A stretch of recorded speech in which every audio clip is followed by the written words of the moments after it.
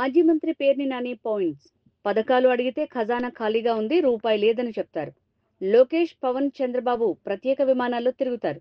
లోకేష్ భార్య పిల్లల్ని చూడ్డానికి, చంద్రబాబు సొంత ఇల్లు చూడ్డానికి ప్రజల సొమ్ముతో తిరుగుతాడు. అమ్మఒడి ఇప్పటికీ ఇవ్వలేదు, ఒక్కరు నోరు మెదపరు. దోచుకున్న డబ్బు దాచుకోవడానికి ప్రత్యేక విమానంలో తిరుగుతారు. చికెన్లో కూడా కమిషన్ అడుగుతారు. ఎమ్మెల్యేలు, ఎమ్మెల్సీలు బ్రాందీ వ్యాపారంలో మునిగి తేలుతున్నారు.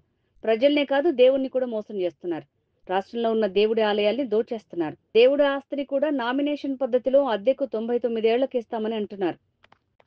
ఇవాళ ఏ పథకం మీరు అడిగినా ఖజానా ఖాళీగా ఉంది, డబ్బులు లేవు అని చెప్పి పేదలుపులు అరిచేటువంటి చంద్రబాబు నాయుడు, పవన్ కళ్యాణ్, అట్లాగే నారా లోకేష్ నాయుడు, వీళ్ళు మాత్రం ముగ్గురు హెలికాప్టర్లో తిరుగుతారు, ముగ్గురు ప్రత్యేక విమానాల్లో తిరుగుతారు. లోకేష్ గారు భార్య పిల్లలను చుట్టాకి జనం సొమ్ముతో విమానం వేసుకెళ్తారు. చంద్రబాబు నాయుడు గారు వాళ్ళ ఇంటికి వెళ్ళి కొత్త ఇల్లు చూసుకుందామని చెప్పని హైదరాబాద్ వెళ్తాకి గన్నవరం కారులో రాడు.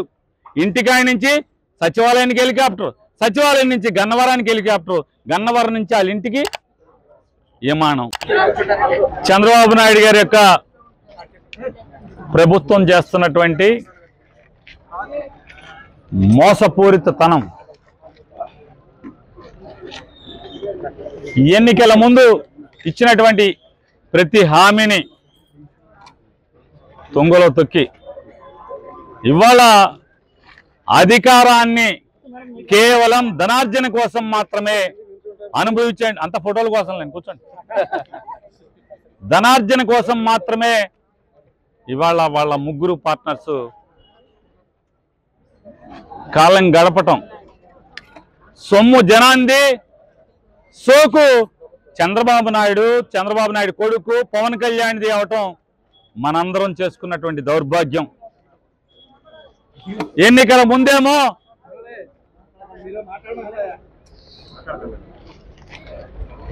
జగన్మోహన్ రెడ్డి ఇచ్చిన పథకాల కంటే కూడా ఎక్కువగా మీకు ఇస్తామని, జగన్మోహన్ రెడ్డి గారు చేసిన దానికంటే కూడా అదనంగా కూడా ఇస్తాను, జగన్ నన్ను అడుగుతున్నాడు డబ్బులు ఎక్కడి అని చెప్పని, నా 40 ఏళ్ల అనుభవం, సంపద సృష్టిస్తాను, సంపద సృష్టించి ఆ డబ్బులందరినీ కూడా జనానికి పంచిపెడతాను, అలాగే ఈ రాష్ట్రం మొత్తం అభివృద్ధి చేస్తాను.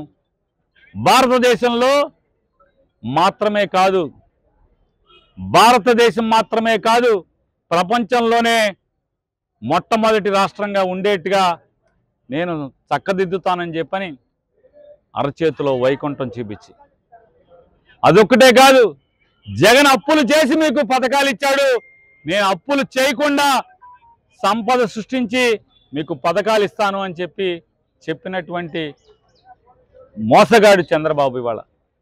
ఇవాళ అదొక్కటే కాదు, అంటే జనానికేమో పథకాలు ఇవ్వటానికి అప్పులు లేవంటాడు, ఆఖరికి చదువుకునేటువంటి పేద వర్గాలకి ఆ కులం ఈ కులం లేదు, ఏ కులమైనా పేద విద్యార్థికి సంవత్సర కాలంగా ఒక్క నయా పైసా ఫీజు రీయింబర్స్మెంట్ కాలేజీల్లో చెల్లించకపోవటం వల్ల ఇవాళ కాలేజీ యాజమాన్యాలన్నీ అమ్మా నాన్నల్ని వేధించి తల తాకట్టు పెట్టైనా నువ్వు ఫీజు కట్టమని చెప్పి ఒత్తిడి చేసి పరీక్షలు రాయనివ్వకపోతే మాట్లాడేవాడు ఒక్కళ్ళేడు. పవన్ కళ్యాణ్ మాట్లాడ్డు, చంద్రబాబు మాట్లాడ్డు, విద్యాశాఖ మంత్రి లోకేష్ కూడా నోరిప్పే పరిస్థితి లేదు. ఇవాళ వీళ్ళు దండుకు తినటం తప్పితే, జనం సొమ్ముని దండుకోవటం, హైదరాబాద్ వెళ్ళి దాచుకుంటాకి ప్రత్యేక విమానాల్లో వెళ్తాం తప్పితే ఒక్కడంటే ఒక్కడ కూడా జనం కోసం ఆలోచించేటువంటి లేడు, ఒక్కడు లేకపోవటం. ఇవాళ ఏ ఎమ్మెల్యేని చూసినా కూడా ఇసుక, నదుల్లో ఇసుక, ఊళ్ళో మట్టి, ఆఖరికి కొంతమంది ఎమ్మెల్యేలు అయితే చికెన్ కొట్ల మీద కమిషను, జాయింట్కి ఇంత, కేజీ మాంసానికి ఇంత అని వసూలు చేస్తున్నటువంటి దిక్కు మాలిన పరిస్థితుల్లో ఇవాళ ఉంటే ఒక్కడు మాట్లాడేవాడు లేడు, ఒక్కడంటే ఒక్కడ మాట్లాడలేడు.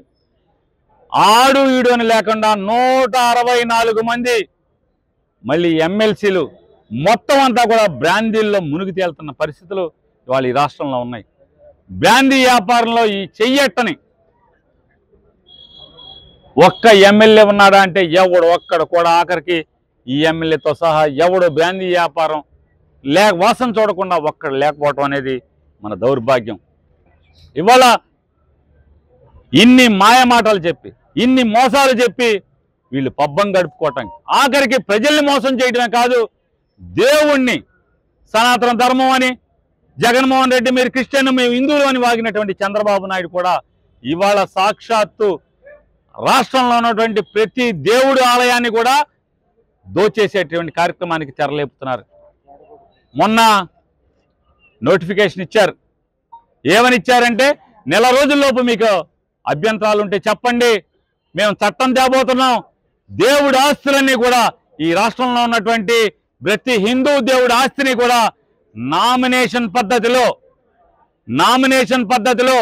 నామినల్ అంటే చిన్న డబ్బులు అద్దెకి 99 ఏళ్ళు అద్దెకి ఇవ్వటానికి అభ్యంతరాలు ఉంటే తెలపండి అని చెప్పని ఇప్పుడు ఈ కార్యక్రమానికి తెరలేపాడు. అంటే వారి వంది మాగదులకి, వారికి చందాలు ఇచ్చిన వాళ్ళకి, వాళ్ళ జెండా మోసిన ఎమ్మెల్యేలకి వీళ్ళందరూ కలిసి దేవుడి ఆస్తులన్నీ కూడా ఎత్తేయటానికి వాళ్ళ పథక రచన చేశారు. అంటే జనాన్ని మోసం చేయటంలో జనాన్ని వదలరు. ఓట్లు ఎంచుకునేప్పుడు అన్ని మతాలు మాయ అన్నారు, క్రిస్టియన్లు మేమే అన్నారు, ముస్లిమ్స్కి మేమే అన్నారు, టోపీ పెట్టుకున్నారు. ఇవాళ వచ్చి మేము హిందువులకి మాత్రమే నాయకులు అని చెప్పి సిగ్గు లేకుండా ఇవాళ మాట్లాడుతున్నటువంటి పరిస్థితులు మనం చూసాం.